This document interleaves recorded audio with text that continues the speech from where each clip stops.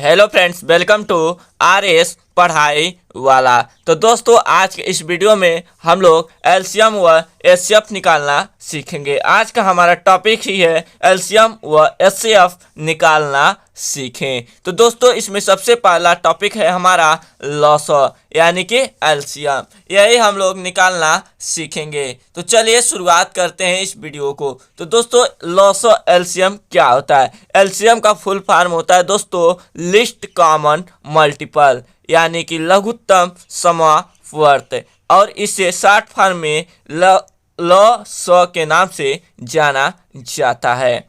तो चलिए, हमारा पहला प्रश्न है 40, 48, 15 का एलसीएम निकालिए। यही निकालते हैं, ठीक है। तो इस तरीके से लाइनिंग हमें कर लेनी है।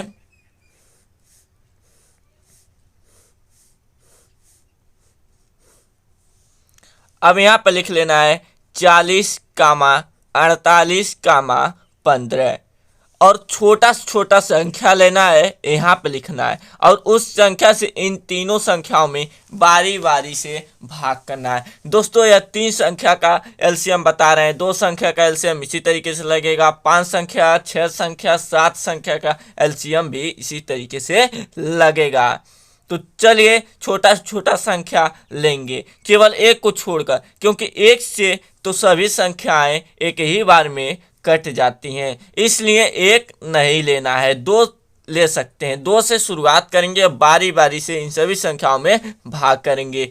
जो जो संख्या 2 से कटेगा उसको काटेंगे, वरना वैसे उतार देंगे, और लास्ट में जब तक कि 1 न आ जाए तब तक उस संख्या को काटते रहते हैं, ठीक है। तो चलिए, 2 लेते हैं। 2 से इन सभी संख्याओं में भाग करेंगे, और जो भागफल आएगा इसी तरीके से यहाँ पे लिख देंगे कामा के रूप में। 2 दूना 4 0, यानी कि 2 से 40 में भाग करेंगे तो भागफल क्या आएगा? 20। अब 2 से 4 में भाग कीजिए, 2 दूना 4 और 2 चौको 8, यानी कि 2 से 48 में भाग करेंगे तो भागफल आएगा हमारा 24। अब 2 से 15 नहीं कटेगा, यहाँ पे लिख देंगे। फिर 2 से काटेंगे, 2 एकम 2 0, 2 एकम 2, 2 दूना 4, यहाँ 15 नहीं कटेगा, लिख देंगे, ठीक है। अब फिर 2 से काटेंगे, 2 पचे 10, 2 छके 12, 15 नहीं कटेगा, लिख देंगे। फिर 2 से 5 नहीं कटेगा, लिख देंगे। 2 3 6, 15 नहीं कटेगा, लिख देंगे। अब 3 से काटिए, 5 नहीं कटेगा, लिख देंगे। 3 एकम 3, 3 पचे 15, ठीक है। 3 से 5 नहीं कटेगा, लिख देंगे। 3 एकम 3, 3 पचे 15। अब 5 से काटिए, क्योंकि 3 और 4 से कटेगा नहीं, क्योंकि 5 संख्या अपने आपस से कटेगा। तो 5 एकम 5, 1, 5 एकम 5, यानी कि लास्ट में हमारा 1 1 1 आ गया। यदि 2 संख्या रहता तो 2 1 आता, 3 संख्या है तो 3 1 आया है, 4 संख्या रहता तो 4 1 आना चाहिए, 5 संख्या रहता तो 5 1 आना चाहिए, यानी कि लास्ट में सभी संख्याओं का गुणनखंड यानी कि भागफल 1 1 हो जाना चाहिए। आई होप आप लोग मेरी बात को समझ रहे होंगे, ठीक है। अब इसका एलसीएम क्या होगा?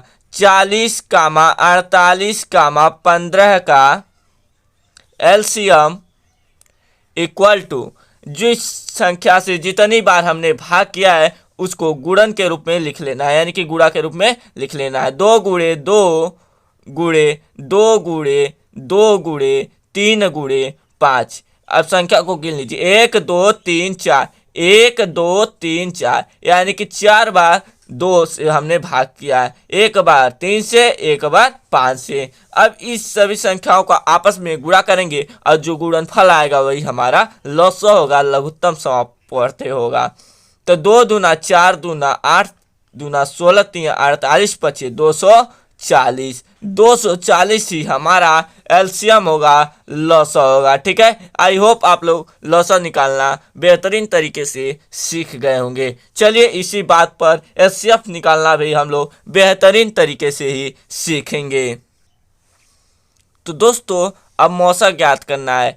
30 और 42 का एचसीएफ ज्ञात करना है हमें। तो मौसा क्या होता है? मौसा का फुल फॉर्म होता है दोस्तों महत्तम समावर्त, और एचसीएफ का फुल फॉर्म होता है हाईएस्ट कॉमन फैक्टर, और इसे शॉर्ट फॉर्म में एचसीएफ के नाम से जाना जाता है। आई होप आप लोग मेरी बात को समझ गए होंगे।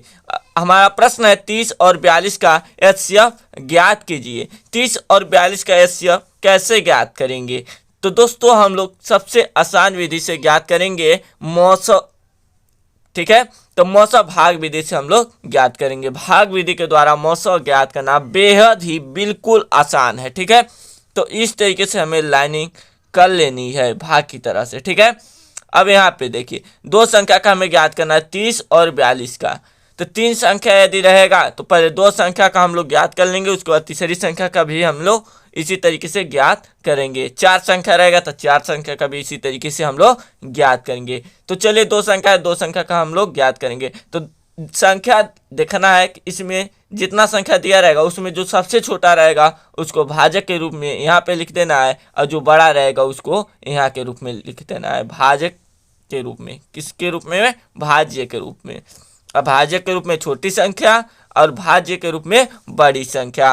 और भाज्य से भाजक को भाज्य में भाग करना है, यानी कि भाजक से भाज्य में भाग करना है। चलिए हम लोग करते हैं। 30 से 42 में भाग कीजिए। 30 से कम 30, 30 दूना 60, 42 से ज़्यादा हो जाएगा 60, यानी कि 30 से कम 30, 30 से कम 30। अब यहाँ पे लिख देना है। अब चलिए घटा लेते हैं, ठीक है।